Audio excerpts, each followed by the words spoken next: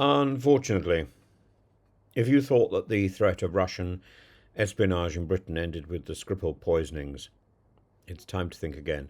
The tentacles of Vladimir Putin's intelligence network stretch far beyond what many had assumed, reaching not just into Whitehall or the corridors of MI6, but into the very heart of our everyday lives, even to a seaside guest house in Great Yarmouth. The conviction yesterday of three Bulgarian spies, Katia Ivanova, Vanya Gaberova, and Timur Ivanchek, at the Old Bailey, exposes a deeply unsettling reality. These individuals, outwardly living as beauticians, decorators, community organisers, were in fact operating, it's now being proven, as agents of the Russian state. And their surveillance, data gathering, and targeting of journalists and dissidents illustrate a level of sophistication and brazen belligerence that Putin's security apparatus employs. The ring was run from an inconspicuous British seaside town, and their ringleader, Orly Nurusiev, turned a Great Yarmouth guest house into an operational hub filled with state-of-the-art surveillance equipment valued at over £175,000. Their work involved surveillance of journalists.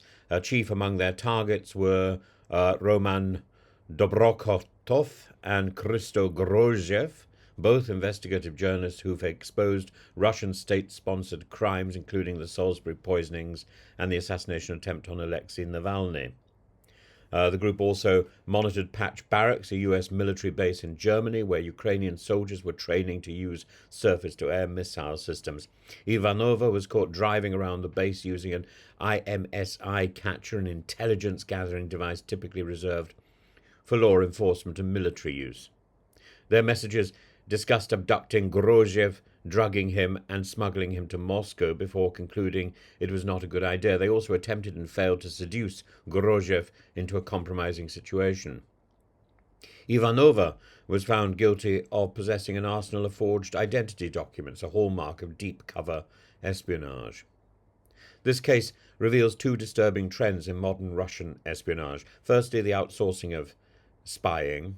Instead of relying solely on trained GRU operatives, Russia is recruiting assets from Europe, embedding them within societies where they operate undetected. Secondly, this shows that Putin's reach is not confined to the former Soviet bloc or diplomatic channels, but extends into what should be mundane parts of life: beauty parlours, community centres, small guest houses in provincial Britain. And what does this mean? The case is a flashing warning light. It signifies that Putin's espionage apparatus is bolder.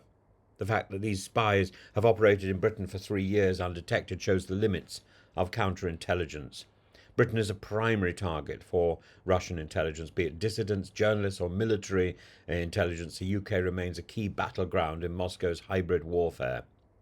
And espionage is evolving. The days of trench-coated agents meeting in dimly lit alleys is over. Today, spies are social chameleons, seamlessly integrating into daily life while carrying out their missions, plucking eyebrows, doing fingernails. Britain must rethink its approach to counterintelligence. The use of expanded powers under the National Security Act must be coupled with better international intelligence sharing and deeper scrutiny of potential sleeper agents. Most importantly, there must be an acknowledgement that this is not just a political issue, but a national security threat that extends to the public sphere. The idea that Britain is a safe distance from Putin's hand is a comforting illusion. As we've seen, his reach extends from the Smeg fridge, from the Kremlin, right down to the guest houses of Norfolk. We're not just dealing with rogue agents or ambitious criminals.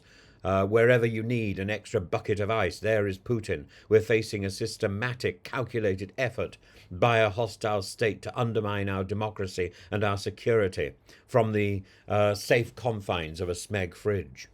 The question is not whether more Russian spy rings are operating on British soil, but how many, and who are they watching?